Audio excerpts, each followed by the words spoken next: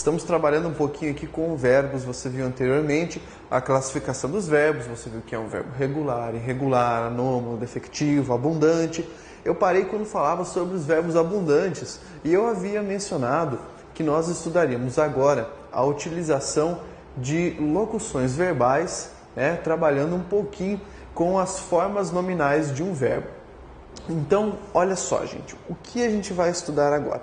Bem, em primeiro lugar, vamos retomar.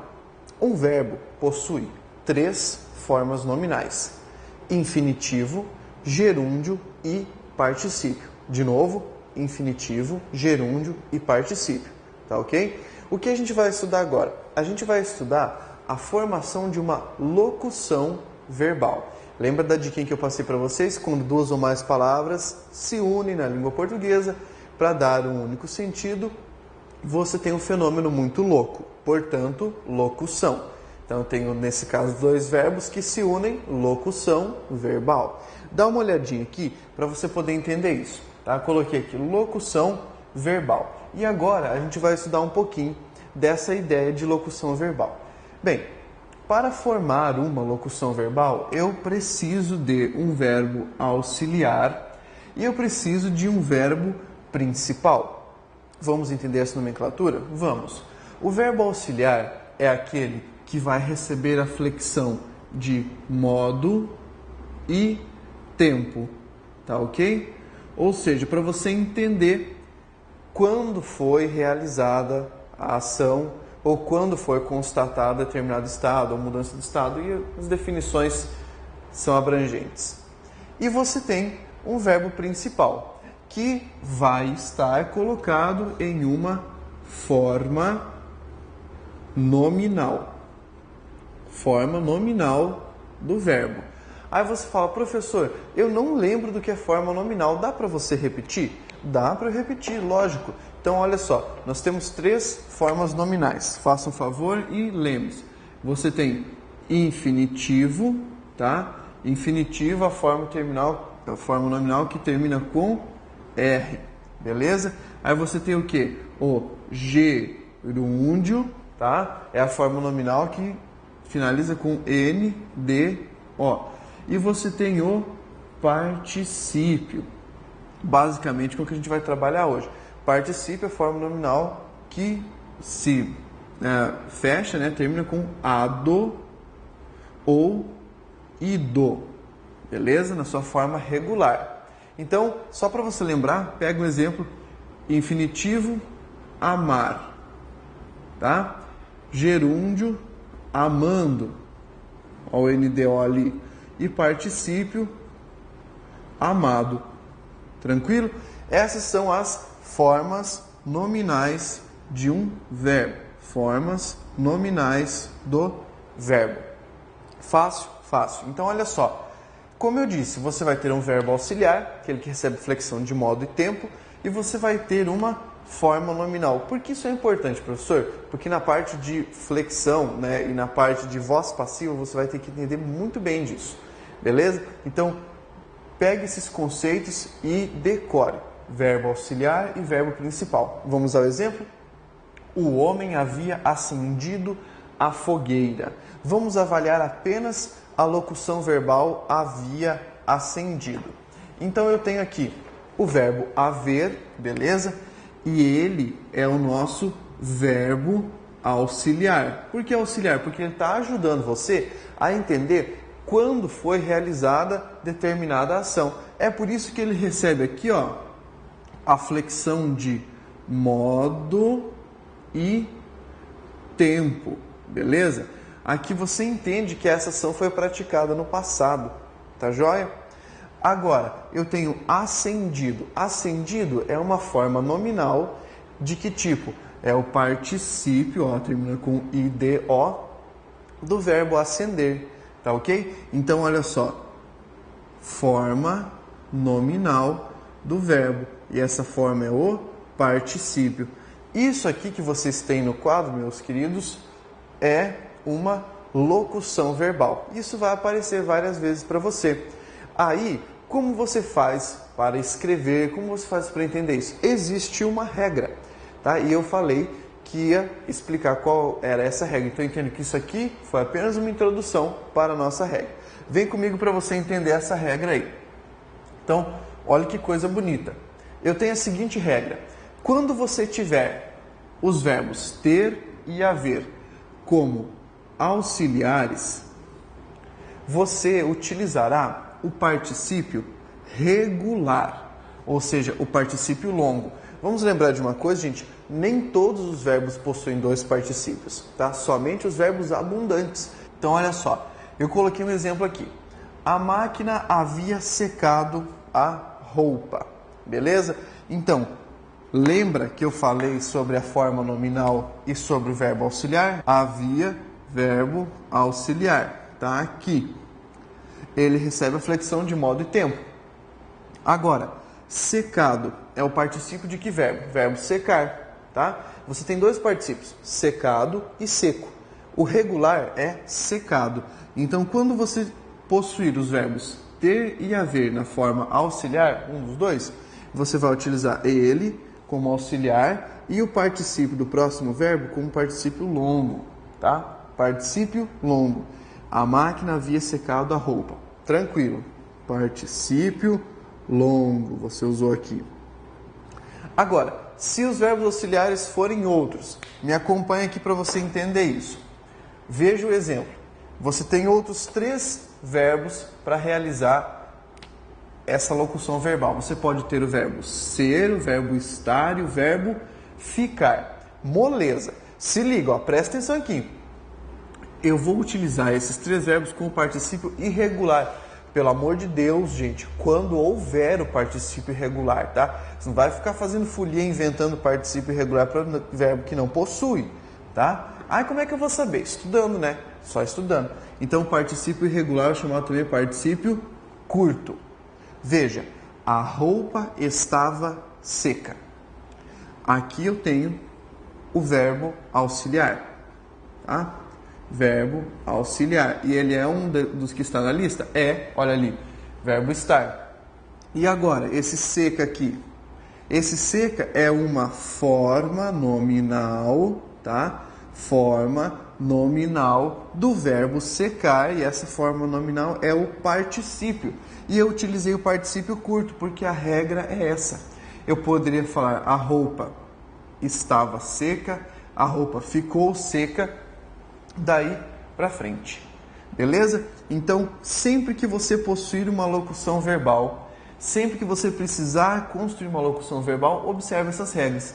Apareceu ali ser, estar ou ficar, você utiliza como particípio regular. Ter e haver com o particípio regular. Moleza é isso, gente. Quantas vezes você vai estudar isso aí? Várias. Várias vezes vai estudar até entender perfeitamente. Acompanhe seu material, anote isso, tá? Veja novamente esse vídeo. Por quê? Porque é isso que vai auxiliar você. É isso que vai garantir a sua aprovação. Vamos lá, agora a gente vai trabalhar um pouquinho com vozes verbais. Matéria deliciosa. Vamos lá? Pessoal, conteúdo importantíssimo, tá? Cai em todo concurso público, tá? Você sempre tem no edital aquele conteúdo sobre vozes verbais.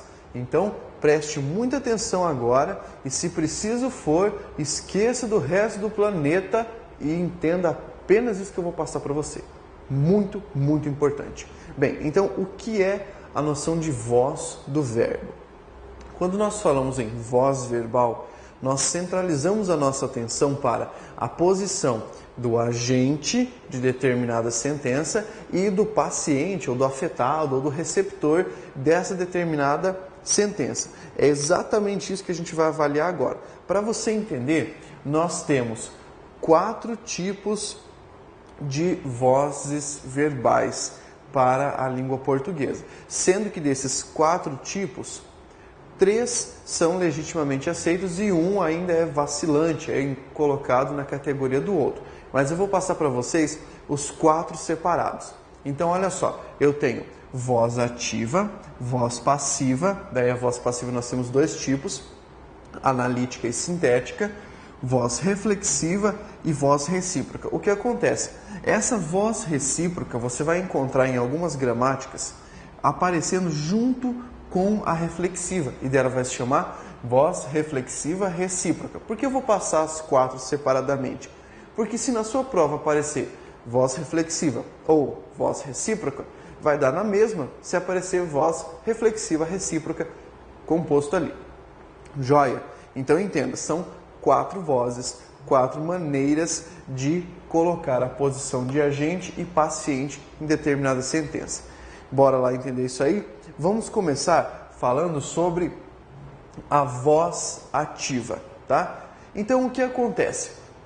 Na voz ativa, você vai possuir um sujeito agente, ou seja, alguém que pratica a ação sobre um determinado objeto, sobre um determinado afetado. Então, se liga só, eu tenho um exemplo. O corretor vende casas. Com o verbo nessa voz aqui, que nós chamamos de voz ativa, você tem claramente o corretor como sendo aquele que pratica uma ação. Então a gente vai chamar ele de sujeito agente para esse caso aqui.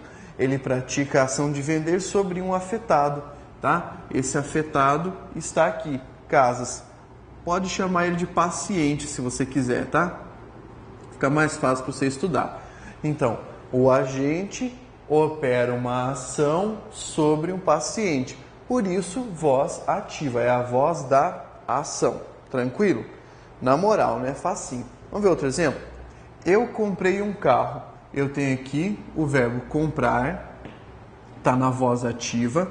Então, você entende que vai haver um sujeito agente aqui, sujeito agente, que é esse eu, operando uma ação sobre um carro que você pode chamar, se quiser, para clarear o seu estudo, de paciente.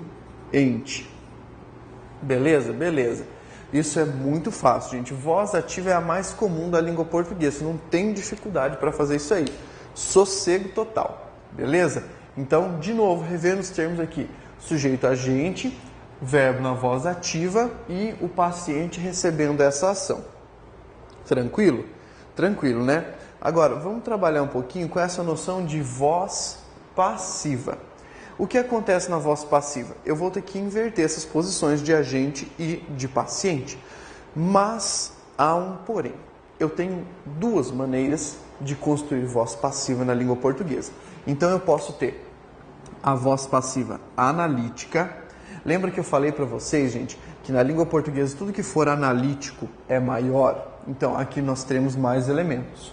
E eu tenho a voz passiva sintética. Lembra que eu falei que tudo que for sintético é menor? Óbvio, né? Então, 2 maneiras de construir voz passiva. Vamos estudar isso aí. A gente vai começar pela voz passiva analítica. Então, me acompanha aqui e pega o exemplo. Gente, falando de voz passiva analítica, lembra que eu acabei de falar para você sobre locução verbal? Lembra, né? Então, tá aqui a importância. Você vai precisar da locução verbal para entender a chamada voz passiva analítica. Então, olha aqui, ó, dentro do olho, presta atenção, tá? E veja o exemplo. O corretor vende casas. Que voz está essa aqui? Fala aí comigo do outro lado. Voz ativa. Beleza? Você já sabe que isso aqui está na voz ativa, que eu acabei de falar. Como é que a gente faz para transformar esse verbo aqui, ó, vende, que está na voz ativa, para a voz passiva analítica? Você vai transformar o verbo vender, aqui que está conjugado como vende, no presente do indicativo, como? Você vai transformar ele em uma locução verbal. Lembra quais são os elementos da locução verbal? Você tem um verbo auxiliar e um verbo principal. Lembra que um deles recebe a flexão de modo e tempo, nesse caso, presente do indicativo, e aqui eu tenho uma forma nominal, nesse caso o particípio. Então é assim que você vai transformar, tá? Transforma o verbo em uma locução verbal e depois você troca as posições, coloca o afetado no início e o agente no final. Vixe, professor, me confunde todo. Não se confunde não, fica tranquilo, respira e olha só, vamos aqui parte a parte. Eu não tinha aqui, ó, casas como sendo o afetado da ação? Sim. Então, o que acontece? Ele vai passar para o início da sentença. Ah, então quer dizer que ele deixa de ser o afetado pela ação? Não! Pelo amor de Deus! ele continua sendo afetado. Agora se liga, ele só vai mudar de nome. Ele apareceu aqui no início, então anote aí no seu material, acompanhe, tá? Escreva com ferro quente no seu braço, que ele vai ser sujeito paciente. Por quê? Porque ele está recebendo a ação. Gente, eu não estou falando para vocês aqui da voz passiva. Passivo não é o que recebe? Então olha aqui, ó, está recebendo a ação paciente. Sujeito paciente. Aí eu tenho aqui a locução verbal que você já entendeu, verbo auxiliar mais o verbo principal. E daí eu tenho a construção pelo corretor. Gente, corretor não era o cara que estava agindo lá na voz ativa? Era, né? Olha aqui, ó, ele era o sujeito agente. Tranquilo. O que acontece? Ele vai passar para cá com um outro nome. Esse nome você lembra no ensino médio, tenho certeza. O nome era agente da passiva. Por quê? Porque ele é o cara que promove, é aquele cara que realiza a ação dentro da voz passiva. Não existe coisa mais simples no planeta. Meu, olha como é delicioso estudar a língua portuguesa. Vamos para outro exemplo, para você entender isso fortemente? Olha só, eu comprei um carro. Transforma aí, sem olhar. Um carro foi comprado por mim, tá? O que acontece? Eu vou ter que inverter as posições, ó. Então, um carro, eu passo para lá. O eu. Ué, professor, por que não ficou um carro foi comprado por eu? Putz, olha que ridículo ia ficar. Também porque você estudou que depois de preposição, o que aparece? Pronome oblíquo. Então, pelo amor de Deus, tá? Um carro foi comprado por mim. Troquei as posições, fiz o X que era necessário ali. O que acontece? Agora você pega o verbo que está aqui, ó, comprei, e transforma numa locução verbal. O que vai acontecer? Você tem o verbo auxiliar, que a gente já tinha estudado, tá? Verbo auxiliar e o verbo principal, tá? Verbo principal aqui, tranquilo. Você aplica o modo tempo aqui, tá? Pretérito perfeito do indicativo e aí que você bota no particípio. Tranquilo isso aqui? Na moral, gente, você só inverte. Vamos dar o nome aos bois agora? Olha só. Um carro não é aquele afetado pela ação? Então como é que é o nome? Sujeito paciente. Sossegado. Locução verbal de voz passiva. E aqui a construção por mim. Olha só. Eu não era quem tinha comprado o carro? Sim. Então o que acontece? Ele continua sendo o agente. Agente da passiva. Sossegado. Qual é a dica agora? A dica é você criar 1572 frases e passar todas para a voz passiva. E depois fazer o contrário. Por quê? Porque assim você vai decorar. Gente, exercício, exercício, exercício. Você tem que exercitar isso aí, senão vai ficar perdido. Agora, eu falei que você tinha a voz passiva analítica, que era a maior. Vamos dar uma olhadinha na voz passiva sintética, um pouquinho menor. Me acompanha e veja como isso aqui é sossegado. Eu tenho aqui, ó, voz passiva sintética. Eu nem precisei trazer todo aquele exemplo enorme de lá. Eu só coloquei 2 aqui para ficar mais fácil. Então, faça um favor a você e anote aquilo que eu vou falar. Na voz passiva sintética, você não tem o agente da passiva. Você não tem o agente da passiva. Então, o que acontece? Você vai ter o verbo mais o pronome se, beleza? E daí ele vai receber o nome específico. A gente já vai trabalhar com ele, tá ok?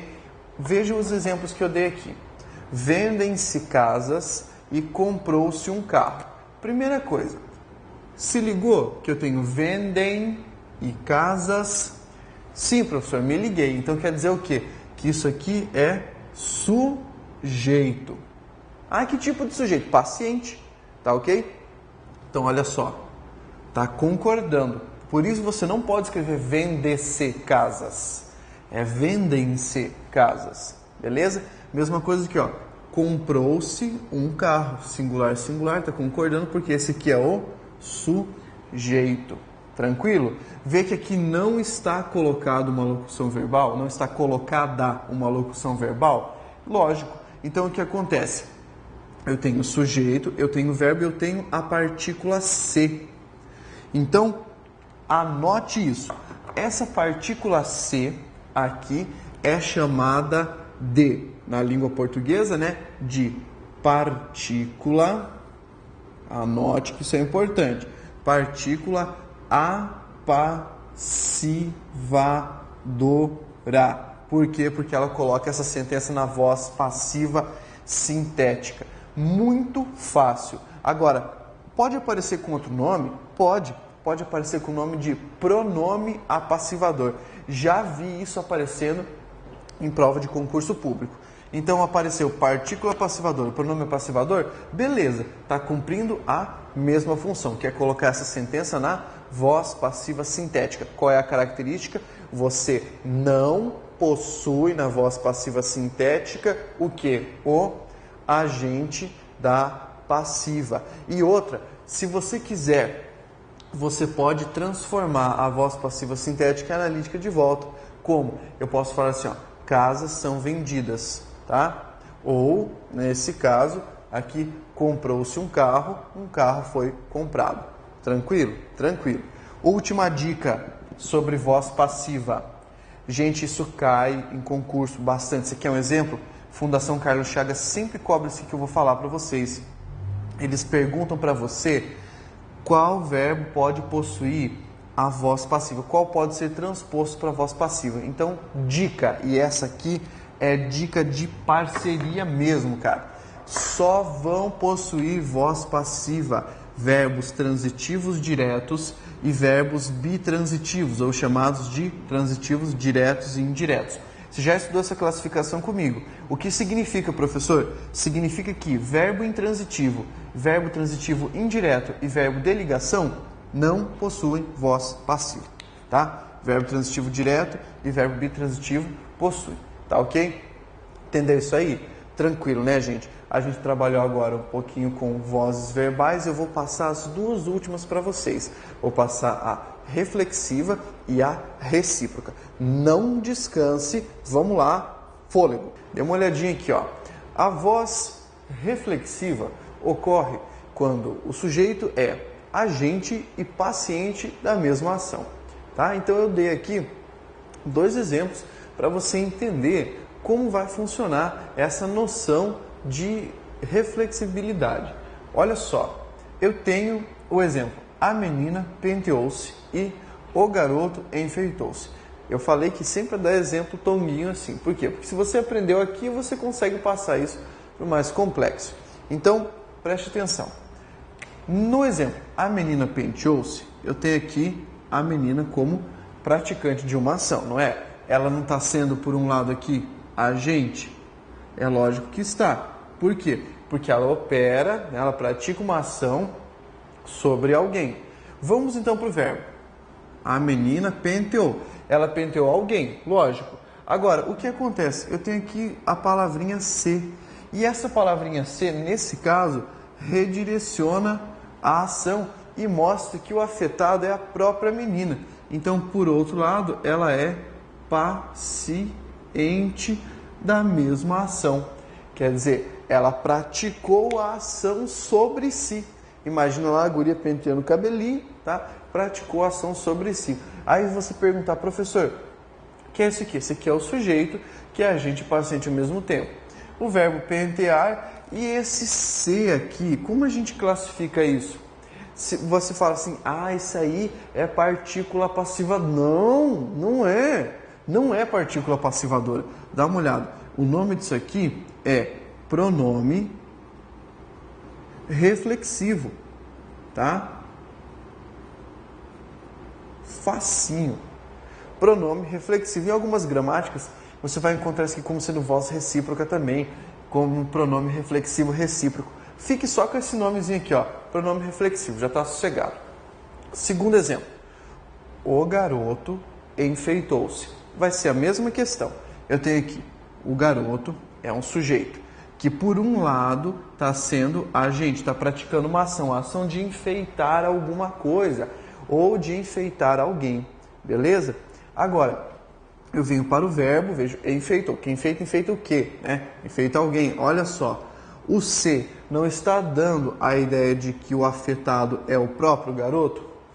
Está. Então, o que acontece? Eu tenho aqui o garoto como sendo agente e paciente da mesma ação. Como é que é o nome disso? Voz reflexiva, quando a ação é praticada e recai sobre o sujeito. Maravilha? Então, olha só, novamente eu tenho um pronome reflexivo. Fácil demais. Agora, vamos para a última voz. Última voz do verbo, dá uma olhada aqui.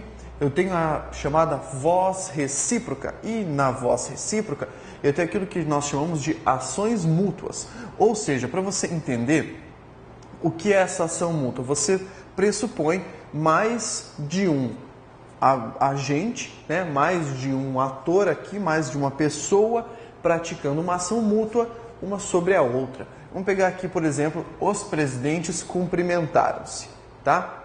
Então, olha só, aqui, os presidentes são aqueles que praticam essa ação, beleza? Concorda que mais de um? Claro, porque está aqui, ó, marca de plural. Cumprimentaram-se. Olha só, esse C está indicando o seguinte, você não entende que para que os presidentes cumprimentaram-se eu preciso ter um presidente cumprimentando o outro, enquanto o outro cumprimenta um? É lógico, né, gente? Imagine que isso aqui é um desenho compreensível e que você entendeu o que eu quis dizer, tá? Então, eu tenho sujeito que pressupõe mais de uma pessoa e essas pessoas praticando ações mútuas, tá? Uma sobre a outra. Então, algumas gramáticas trazem esse termo como pronome recíproco, tá? Recíproco, ou índice de reciprocidade, beleza? Mas não se liga muito no nome, tá? Fica com o pronome recíproco que tá melhor. Agora, os inimigos entreolharam-se, é o mesmo caso. Plural aqui pressupõe mais de um, tá? Então, no caso, só vou desenhar dois aqui, ó. Você concorda para que haja a expressão os inimigos entreolharam-se? Eu tenho que ter um olhando para o outro enquanto o outro olha para um? Lógico, né? Então, o que acontece? Aqui, o C novamente vai dizer que a ação foi mutuamente realizada. Portanto, continua sendo o pronome recíproco, tá? Isso aqui é muito fácil, gente. Muito fácil mesmo. Entendeu isso aqui? Tranquilo estudar vozes verbais? Maravilha. Então, o que você vai fazer agora? Você finalizou a parte de vozes verbais, você vai rever essa parte, vai pegar, vai escrever exemplos, forçar exemplos e tentar fazer essa transposição. Beleza? Qualquer dúvida? Veja o material novamente. Faça isso. Por quê? Porque é um conhecimento extremamente necessário para o seu estudo. E, de novo, 3 palavrinhas para você cultuar, estudar, estudar, estudar. Vamos junto!